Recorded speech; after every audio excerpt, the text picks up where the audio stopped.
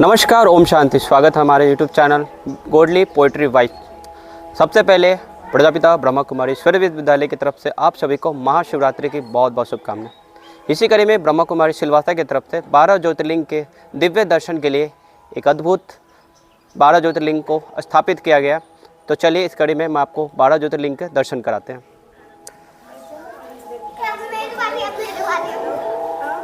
बहुत ही सुंदर तरीके से ये मेला लगाई गई है। 12 ज्योतिर्लिंग आपने कई बार देखा होगा, लेकिन ये अनोखा पहली बार ब्रह्मा कुमारी सिलवासा के प्रांगण में लगाया गया।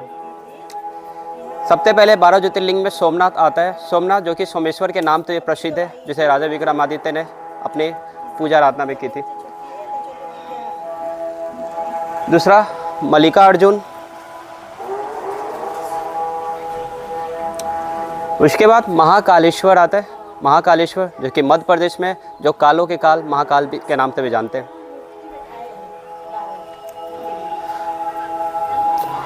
ओमकारेश्वर। ओमकारेश्वर जो निराकार है। उत्तराखंड के वादियों में स्थित है केदारनाथ। केदारनाथ जो कि एक बहुत ही आकर्षक वहाँ पर व्यू आता है, तो केदारनाथ का भी दर्शन कर सकते हैं यहाँ पे।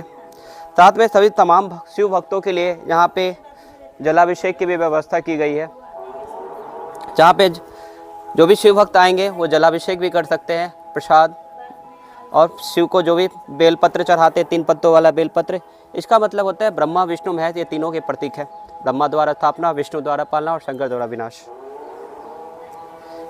भीमा शंकर कहा जाता है कि यहाँ पे भीम ने भी तपस्या की थी।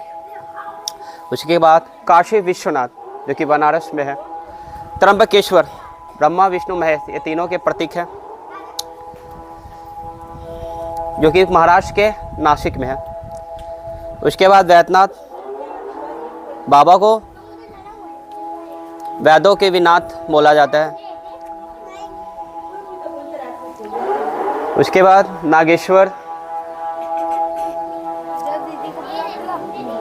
राम के ईश्वर रामेश्वरम, तमिलनाडु के समुद्री तट पर स्थित ये मंदिर बहुत ही सुप्रसिद्ध है, यानी कि वो राम के ईश्वर कौन? शिव।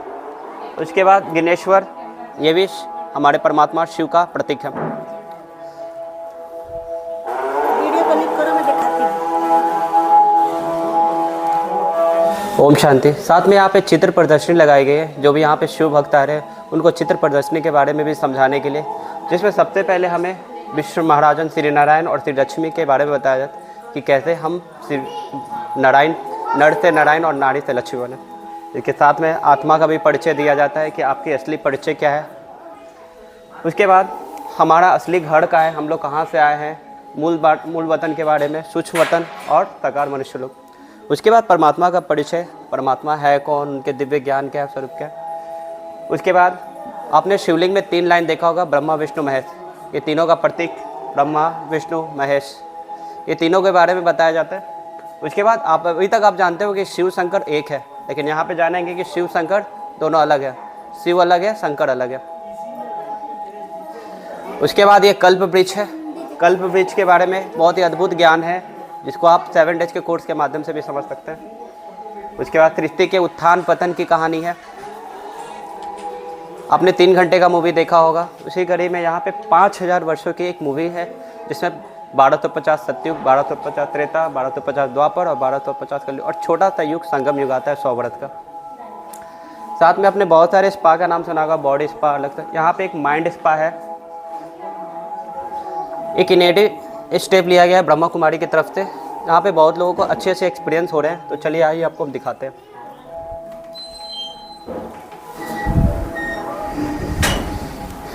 ये बहुत ही अच्छा एक्सपीरियंस बहुत लोगों ने अनुभव किया है ब्रह्मा कुमारी इसके ये माइंड स्पा को बहुत वर्ल्ड वाइड चलाया जा रहा है, जिसमें lyrics meditation, scroll meditation, audio meditation, visual meditation है, जिसमें आप संगीतों के झंकार के माध्यम से सुन सकते हैं, अनमोल मोती पढ़ते हुए मेडिटेशन कर सकते हैं, ध्यान से सुनते और मन में निहारते हुए भी कर सकते हैं। ये सारा कुछ सेटअप किया गया, जहाँ पे आप इसको ईयरफोन के लगाकर सुन सकते हैं।